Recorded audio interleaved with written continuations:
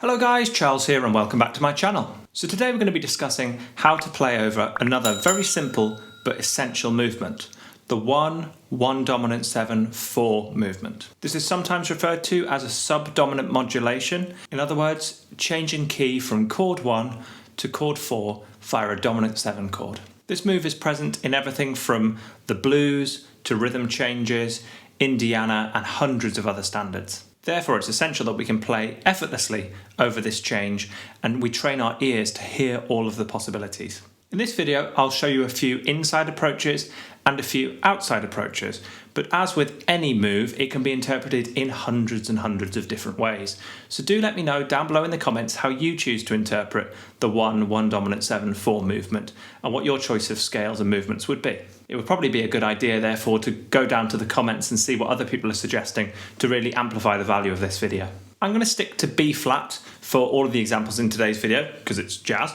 So the 1 dominant 7 4 chords in the key of B flat would be a B flat 6 or a B flat major 7 in bar 1, a B flat dominant 7 in bar 2, and an E flat 6 or an E flat major 7 in bar 3. For bar 1 and bar 3, which are both major 6 or major 7 chords, I usually like to focus my ideas around the major scale, mostly avoiding the 4th degree. This gives me a sort of hexatonic scale. So on B flat in bar 1, that scale would be B flat, C, D, careful of the E flat, F, G, A.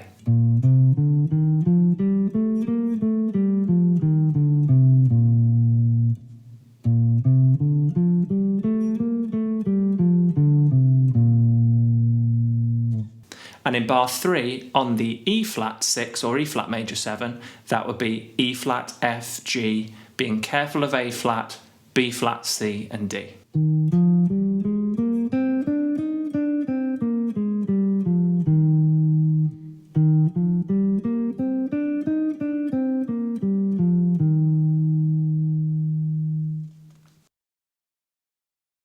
The dominant 7 chord in bar 2 is where most of our discussion will focus today. My default interpretation of any dominant 7 chord is the Mixolydian mode, which I often like to call simply the dominant scale. The dominant scale is a major scale with a flattened 7th degree. So in this instance, on a B flat 7 dominant scale, we would have the notes B flat, C, D, E flat, F, G, A flat.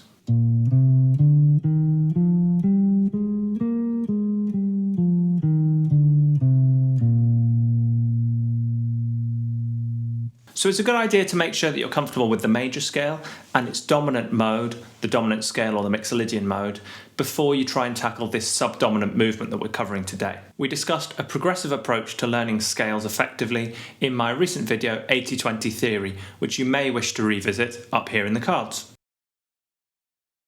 So probably the simplest way to tackle the 1 dominant 7 4 movement is to stick to the scales that we've discussed so far. So bar 1 on our B flat 6, we'll be playing the B flat major scale, being careful of the 4th. In bar 2, we'll be playing the B flat dominant 7 scale, and in bar 3, we'll be playing the E flat major scale, again being careful of the 4th degree. To navigate this movement effectively, it's really important to be aware of the differences between our 3 scales. So to move from bar 1's B flat 6 chord to bar 2's B flat dominant 7 chord, there's only one note difference between our scales. The A natural from the B flat major scale has been lowered to become the A flat in our B flat dominant 7 scale.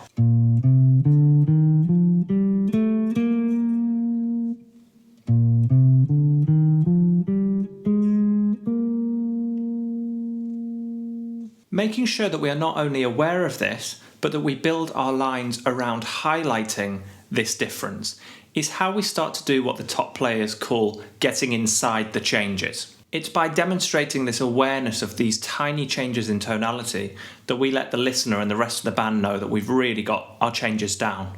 To move from bar 2's B flat dominant scale to bar 3's E flat major scale, you'll notice that they are the same list of notes, but how we approach them has to be different. First of all, sticking primarily to chord tones is a very solid idea. This will give primacy in bar 2 to the notes of B flat 7, B flat, D, F and A flat. and it'll give primacy in bar 3 to the notes of our E flat 6 or E flat major 7, depending on how you choose to interpret that. E flat, G and B flat, then C if you like the 6 interpretation, or D if you like the major 7 interpretation. So when landing in bar 3, it will be a great idea to highlight the notes E flat, G and C, because not only are these the root, the third and the sixth of an E flat 6 chord, but they're also not in a B flat 7 chord, B flat, D, F and A flat. 1, 2, 1, 2, 3, 4.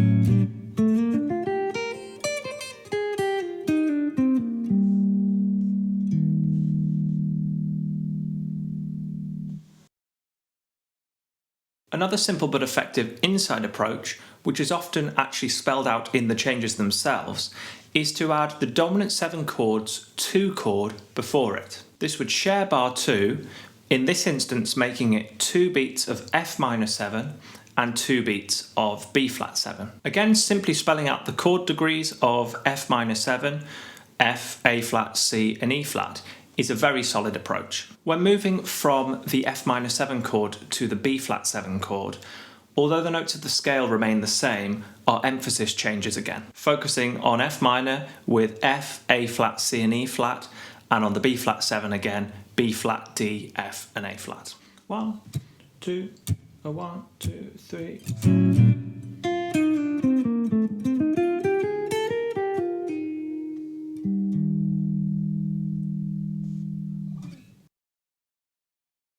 The family of 4 is an approach described by pianist and educator Barry Harris. This approach states that a dominant chord plays well with its diminished brothers and sisters. B flat 7's diminished relatives would be B flat 7, D flat 7, E7 and G7. This is why I recommended the diminished chord as an essential structure in the 80-20 theory video, not because it's a particularly common chord in its own right, but because we have to become confident with the diminished structure for more advanced harmonic concepts. In practice, this means that the movement from bar 2 to bar 3 doesn't have to rely solely on a B flat 7 chord to the E flat 6 chord. It could instead be interpreted as D flat 7 to E flat 6, E7 to E flat 6, or G7 to E flat 6. Therefore, we need to be confident with all of the family of 4 chords as a bar 2 option. And of course, this is going to affect our movement from bar 1 to bar 2 as well. So we need to practice moving from chord 1 to any of bar 2's diminished relatives, and then resolving effectively into bar 3. 2, 3.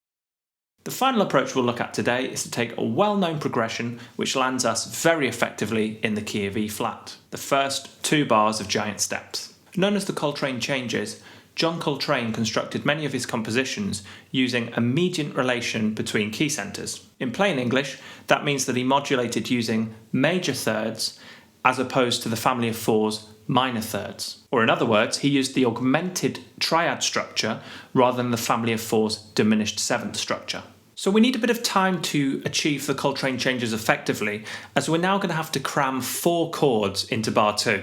Therefore, this movement will probably only be suitable for use in slower tunes, or in tunes where the 1 dominant 7 4 movement is spread out 2 bars per chord as opposed to 1 bar per chord that we're looking at today. So the new bar 2 chords are B major, D dominant 7, G major, B flat dominant 7. So again, that's a lot to fit into 1 bar. To effectively outline these changes in our lines, we'll probably want to play triplets or semiquavers at this speed, because we need at least 3 or 4 notes to spell out the character of each chord. 1, 2, 3.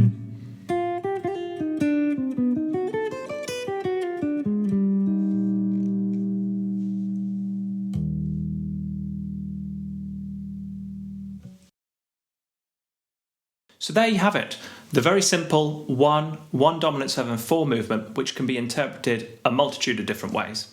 Like I said at the beginning, do let me know down below in the comments how you tackle this approach and what your favourite of the approaches we looked at today was. Anything else you'd like to see covered on this channel, leave that down below as well, and I'll get to those as soon as I possibly can.